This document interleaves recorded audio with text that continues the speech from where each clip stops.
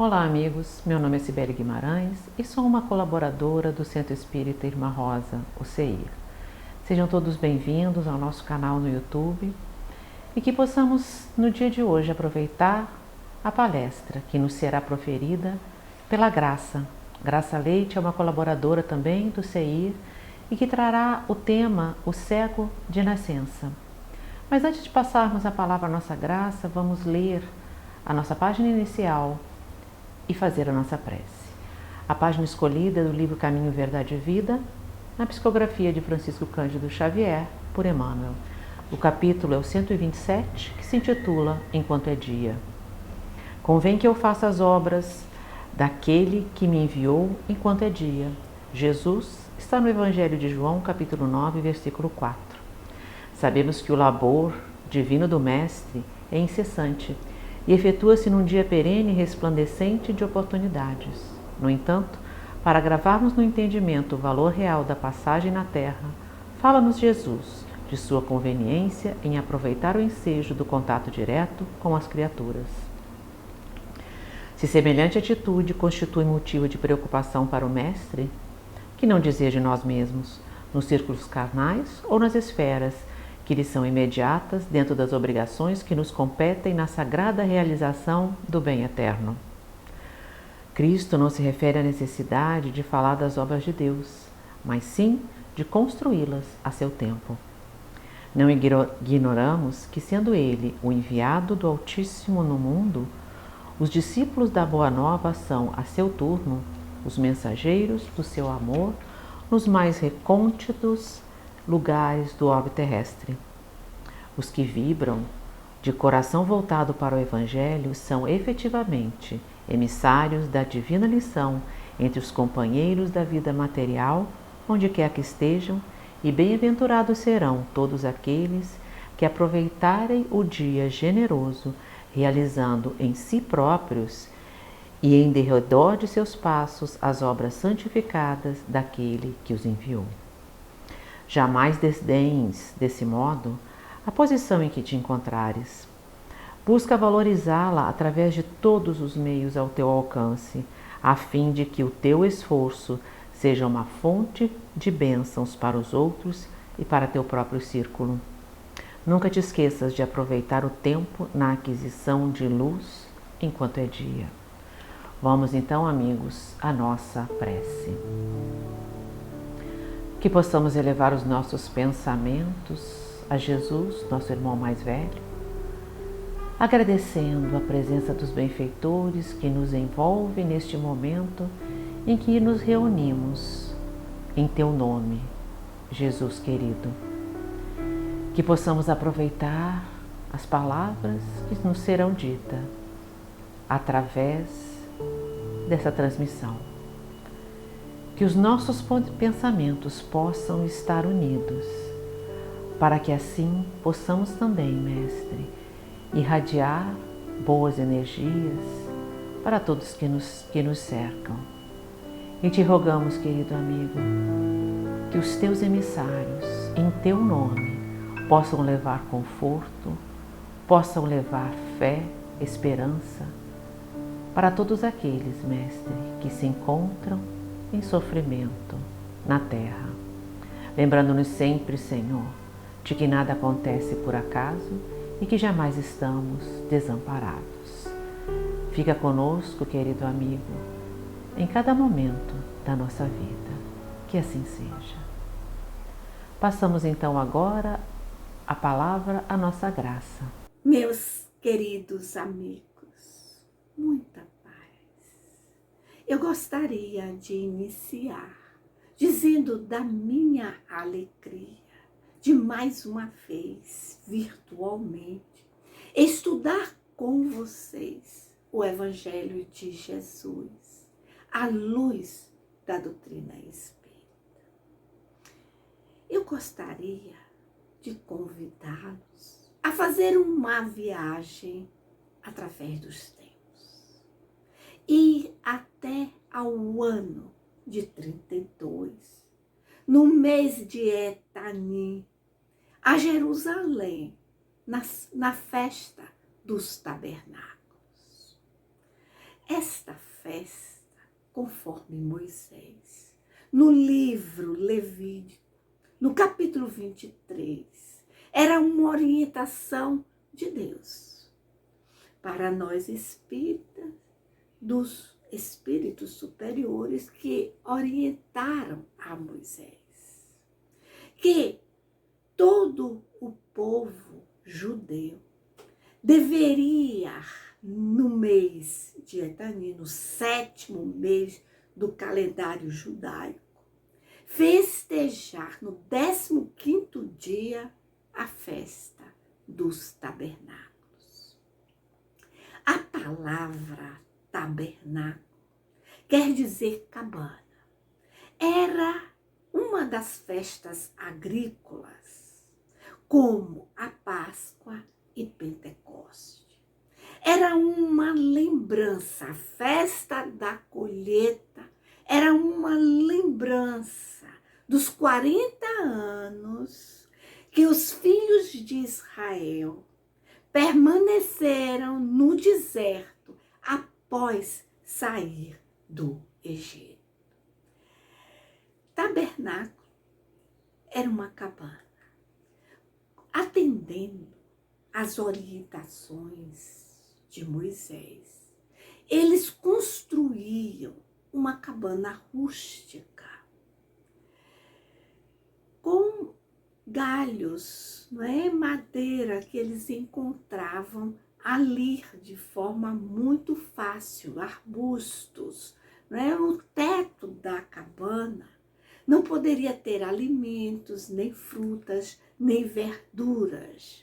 Era uma festa de peregrinação, como a Páscoa e também como Pentecostes. Todos os filhos de Israel, o povo judeu, ia até ao Templo de Jerusalém e comemoravam durante uma semana, 7 dias. Era uma festa muito bonita. Ao toque de trombetas, o povo ia para as ruas assistir. Os sacerdotes vestidos de branco, segurando potes, vasos de prata, que se dirigiam até o tanque de Siloé. Eram acompanhados pelos levitas. Os levitas, eles iam recitando o Salmo 113 até o Salmo 118, também acompanhados por músicos. Os sacerdotes, então, enchiam estes vasos com a água do tanque de Siloé e voltavam ao templo, e aquela água, então, era lançada no altar. Conta o discípulo amado, o evangelista João, que estando Jesus ali participando da festa dos tabernáculos, ele encontrou um cego de nascença. E os discípulos então lhe perguntaram: quem pecou? Foi ele, o cego, ou foram seus pais? Jesus então responde: não foi ele, nem foi seus pais, mas assim foi necessário para que se manifestasse o poder de Deus. Convém que eu faça as obras de Deus enquanto é dia, porque a noite vai chegar e à noite ninguém trabalha. Enquanto eu estiver no mundo, eu sou a luz do mundo.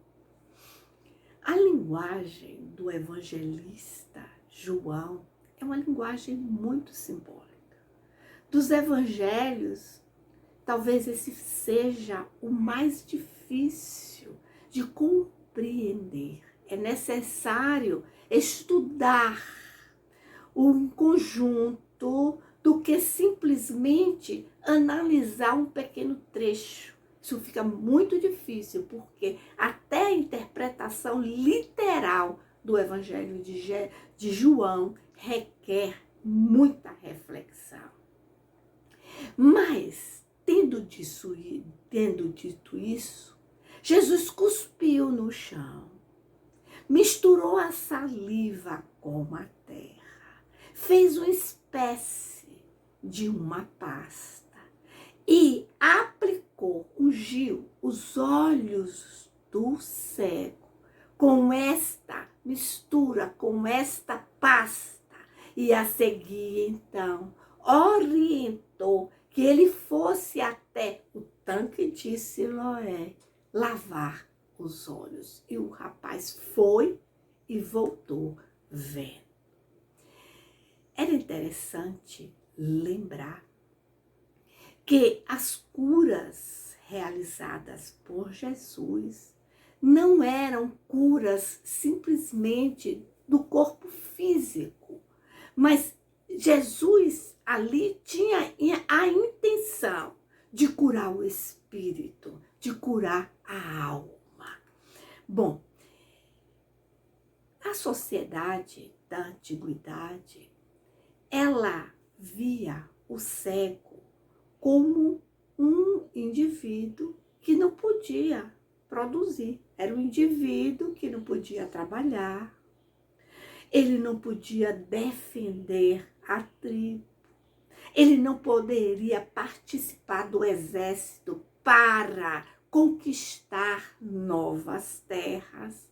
Então, este indivíduo, o deficiente visual, era um peso para a tribo. Então, normalmente, ele era abandonado à sua própria sorte. E as crianças que nasciam cegas, elas eram também abandonadas, eram mortas. O infanticídio era muito comum. Aqui eu lembro que a história conta que em Atenas e Esparta, as crianças que nasciam cegas, elas eram abandonadas nas montanhas. E que na Roma antiga elas eram lançadas no rio. Lembro também que a história conta que na Prússia, aqueles que se tornavam cegos, eles eram julgados, eram torturados e eram condenados assim à morte. Em outras sociedades, ser cego significa que o indivíduo pecou, ou que foi os seus pais, ou que foi alguém da tribo que cometeu um pecado e aquele indivíduo estava pagando daquela forma. Para o povo hebreu, o cego, o coxo e o corcunda eram considerados imundos, porque eles interpretavam que este indivíduo estava sob o domínio de um espírito mau, de um espírito imundo. Então eles eram impuros, inclusive quem convivia ou quem tocasse nestes doentes, eles eram considerados também impuros. Para este povo, existiam 3 causas para as enfermidades. Ou era um pecado, ou era uma obsessão, ou era uma missão para testemunhar o poder de Deus. Muitos estudiosos que interpretam esta passagem bíblica consideram que o caso do cego de nascença era esta terceira hipótese. Era uma missão, era um indivíduo que encarnou com o objetivo de testemunhar o poder de Deus. Mas vamos consultar a Gênese. No capítulo 15, no item 25, Allan Kardec, ele analisa o questionamento feito pelos discípulos a Jesus. Foi ele, o cego de nascença, quem pecou ou foram seus pais?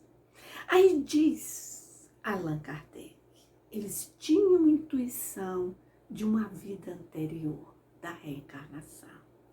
E nos faz observar que Jesus não foi de encontro. Porque se Jesus não concordasse, Jesus perguntaria: como é que alguém pode pecar antes de nascer? Mas muito pelo contrário.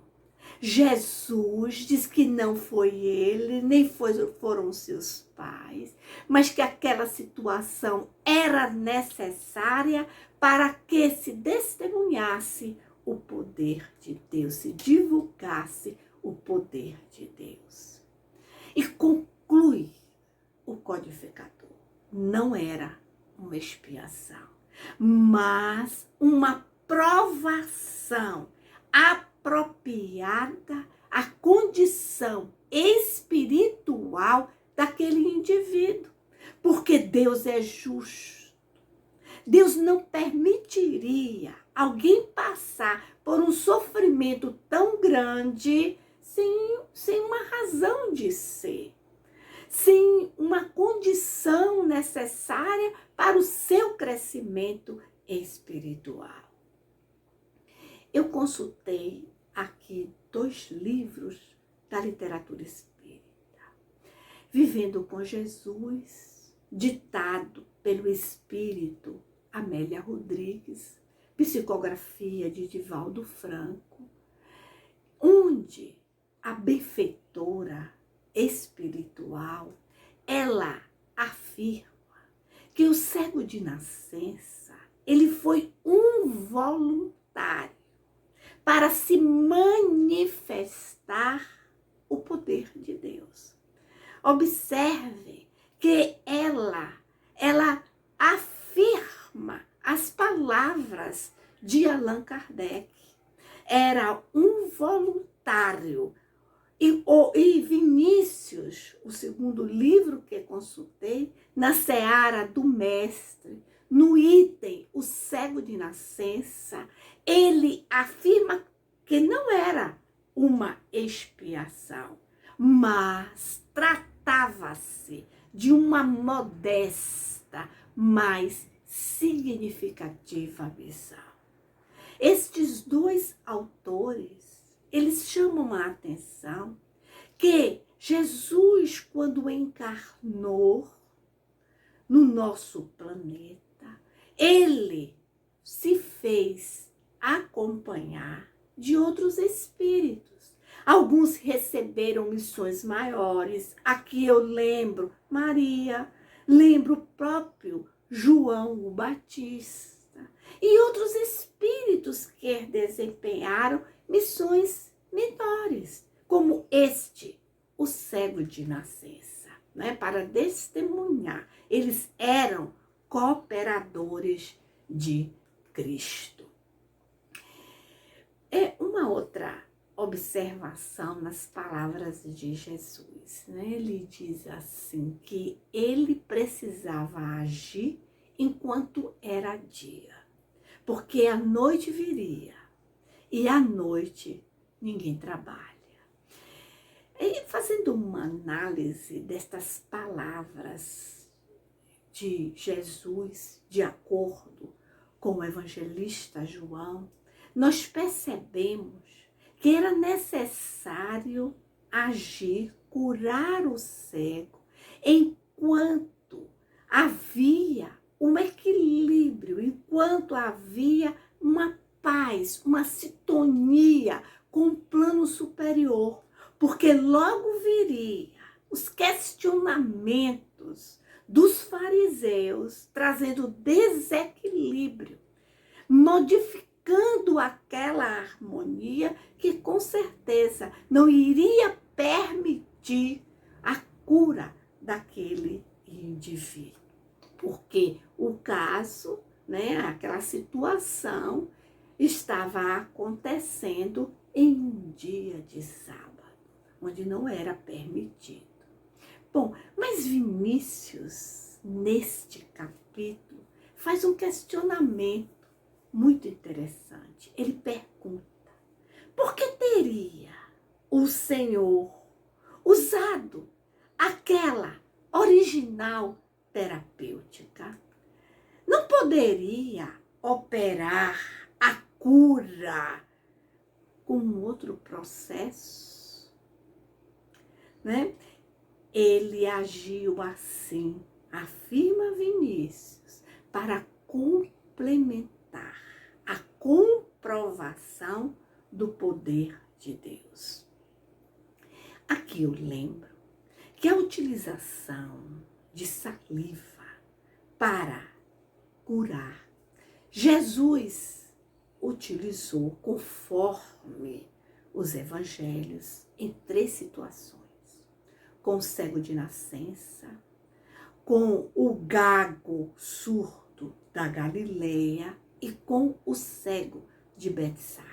Então, em 3 momentos, Jesus utilizou a saliva para processar a cura. Aqui vamos consultar o Talmud, que é um dos livros básicos das tradições judaicas, que cita a saliva em 2 situações, pelo menos. Afirma o Talmud que a saliva do filho primogênito tinha poderes terapêuticos e que ela deveria ser passada, aplicada nos ferimentos dos familiares. Mas afirma também o Talmud que não era permitido passar a saliva em ferimentos no dia de sábado. A utilização da saliva no mundo antigo era comum. Aqui eu lembro Galeno. Galeno era um filósofo e era médico. Ele e Plínio, eles orientavam a utilização de saliva para curar furúnculo, dores, feridas, picada de cobra, epilepsia e doenças oculares. Aqui também eu lembro que no Brasil colônia, no Brasil colonial, os índios usavam a saliva para curar picada de serpente. Lembro também que na história, no livro A História da Medicina, João Curvo, esse livro foi escrito, publicado mais ou menos no ano 1695. E ele orientava a utilização da saliva para tratar catarata, aplicações de 8 a 10 dias. Mas percebam que Jesus, ele tinha conhecimento, era um espírito bem-aventurado, ele conhecia as leis físico-espirituais e que com certeza ele depositou ali na terra os elementos necessários para que se processasse a cura. Mas também eu lembro o Livro dos Médiuns, aqui no capítulo 8, no item 131, onde Allan Kardec, orientado pelos espíritos, nos chama a atenção da importância da energia magnética e da vontade. A importância aqui da vontade, né? No caso aqui, a gente pode imaginar o significado da vontade de Jesus em curar aquele indivíduo e certamente do indivíduo de ser curado. De uma forma didática, nós podemos afirmar que a cura, ela se processou em 2 etapas. Na primeira etapa, aqui, o objetivo de Jesus seria desobstruir as estruturas biológicas responsáveis pela visão, que estavam adormecidas por não serem utilizadas, né? Aqui, Jesus aplica a ação magnética, a saliva e a terra, nos olhos daquele indivíduo, um cataplasma. Ele aplica e aí, a seguir, observamos uma segunda etapa. Isso não é uma divisão didática para a nossa compreensão. Nesta segunda etapa, Jesus orienta aquele cego a ir até o tanque de Siloé lavar os olhos, né? O tanque de Siloé era um poço. Era um poço que era alimentado por um canal subterrâneo que era conhecido como enviado. É interessante que na época de Jesus, este poço, tanque de Siloé, ele ali concentrava os doentes. Os doentes estavam sempre ali no poço de Siloé. Alguns estudiosos acreditam que as águas do poço de Siloé tinham propriedades terapêuticas e tinha um simbolismo muito grande, né? Aqui também eu lembro André Luiz, no livro Entre a Terra e o Céu, no capítulo 5, Valiosos Apontamentos, onde André Luiz, ele afirma que para se processar a cura do corpo físico é necessário aqui manipular, é necessário aqui que a cura, a princípio, se aconteça, né? Se processe no perispírito, né? Mas era um dia de sábado. E Jesus, ele processou a cura em um dia de sábado. E num dia de sábado, não se poderia aqui processar curas, não se poderia aqui, conforme a tradição rabínica, fazer unções, né? Para a gente ter uma ideia, eles usavam para a dor de dente vinagre, eles bochechavam vinagre.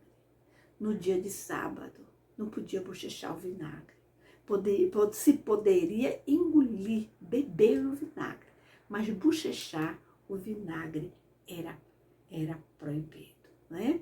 Então, nós estamos aqui percebendo também que para os fariseus, o caso do cego de nascença não era uma emergência. Então, não havia uma justificativa para a cura realizada por Jesus, porque não se tratava de uma emergência. Na verdade, aquele ato de Jesus teria sido uma violação à lei tradicional judaica. Isso conforme o próprio evangelista João, no capítulo 7, no versículo 22 ao versículo 24. Não é? Os fariseus, então, chamaram os pais do mancebo. Por quê? Por que eles chamaram os pais? Primeiro, aqui eu lembro que o indivíduo que adoecia, por exemplo, adquiria hanseníase, lepra, um exemplo. Esse indivíduo, o nome deste indivíduo era riscado do livro dos vivos, ali no templo. Né?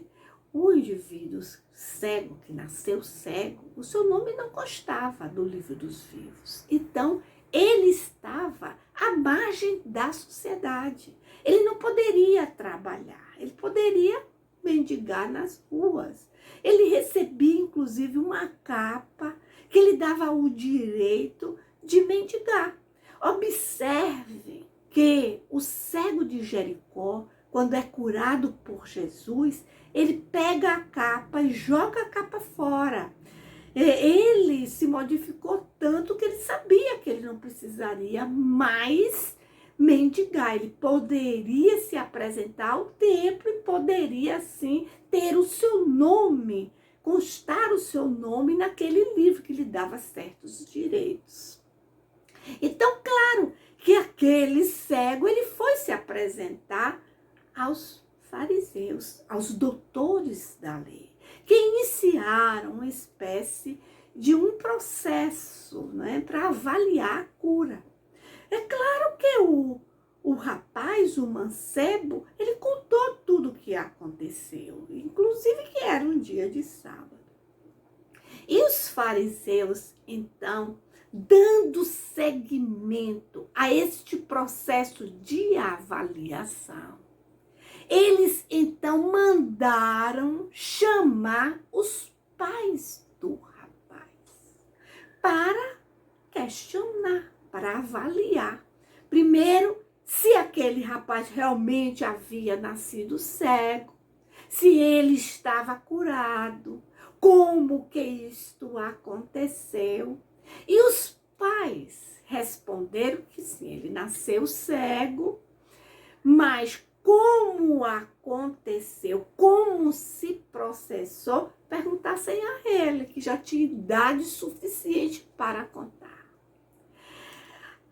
Com certeza, os pais do cego tiveram receio, tiveram medo de serem assim expulsos, né? Porque eles estavam aqui defendendo que Jesus era o Messias. Os fariseus, de novo, mandaram chamar o cego. E o cego, mais uma vez, se apresentou. Eles então perguntaram como que tinha acontecido, mais uma vez. Disseram ao cego que ele deveria dar graças a Deus, porque quem o curou foi um pecador. Claro, tinha elaborado, né, realizado a cura em um dia de sábado. Interessante a resposta daquele mancebo. Se ele é pecador ou não, eu não sei. Eu só sei que eu não enxergava e voltei a enxergar. E como aconteceu, eu já contei, eu já relatei.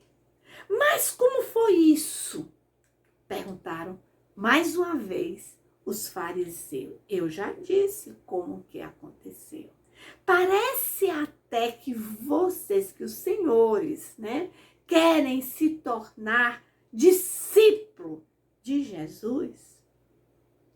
Aí os fariseus disse, discípulo de Jesus és tu, pecador. Injuriaram o rapaz e expulsaram o rapaz ali do centro.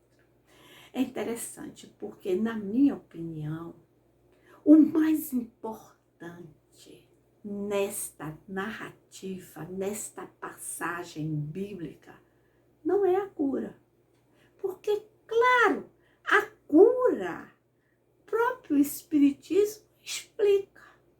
E ocorreram muitas outras curas. O mais importante nesta passagem bíblica, ao meu ver, é que este cego, ele seguiu Jesus. Ele guardou aquele ensinamento gravado no seu coração. Aí a gente fica se questionando, né? Diante do estudo de uma passagem como esta, como eu interpreto? Eu simplesmente tomo conhecimento? Ou será que sou capaz de identificar aqui uma condição, uma motivação para analisar o meu andar evolutivo? Onde é que eu me encontro aqui nesta busca? Como eu me encontro aqui nesta minha preocupação em me tornar um ser humano melhor? Como eu me apresento diante da sociedade? Que exemplo eu estou dando na minha casa, diante dos meus familiares, no meu trabalho? Que exemplo eu dou no meio em que convivo? Não do que eu falo, mas daquilo que eu expresso através das minhas ações. Qual o meu empenho em me tornar de fato um homem de bem? Nesta história, nesta passagem bíblica, me chama muito a atenção aqui o sofrimento deste jovem, porque ele foi abandonado quando era criança. Ele se encontrava ali convivendo com outros excluídos da sociedade, sem o carinho da mãe, do pai, sem conviver com os irmãos. É grande o seu sofrimento, mas diante de toda esta situação, ele foi forte o suficiente de passar por aquela prova. E nós estamos, neste momento, também diante de uma grande prova. Eu estou me referindo ao cenário atual, a um cenário de muita dor, a um cenário em que estamos convivendo com os cegos de espírito. Aqueles que estão emprestando o seu exemplo para dificultar, muitas vezes, o alívio, o lenitivo para tantos que estão sofrendo.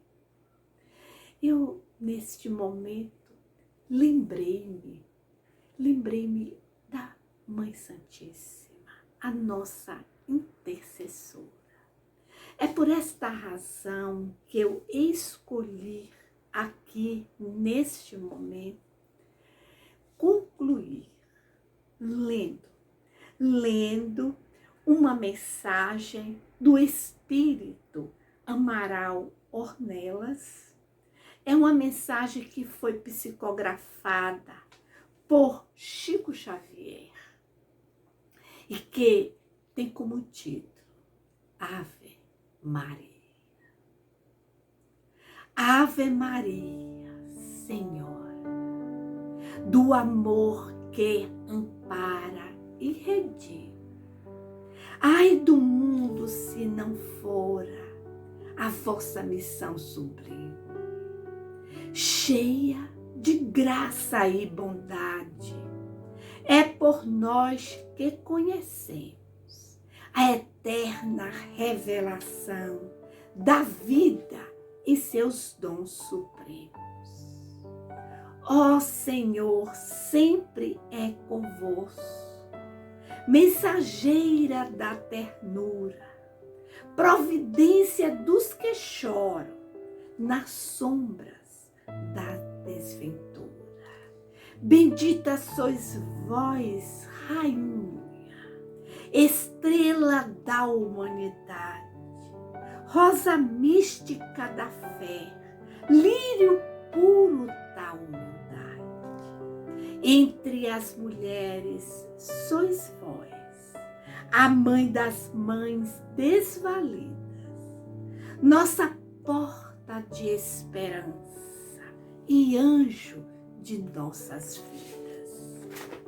Bendito o fruto imortal da vossa missão de luz, desde a paz da manjedoura, as dores além da cruz. Assim seja para sempre, ó divina soberana, refúgio dos que padecem nas dores da luta humana.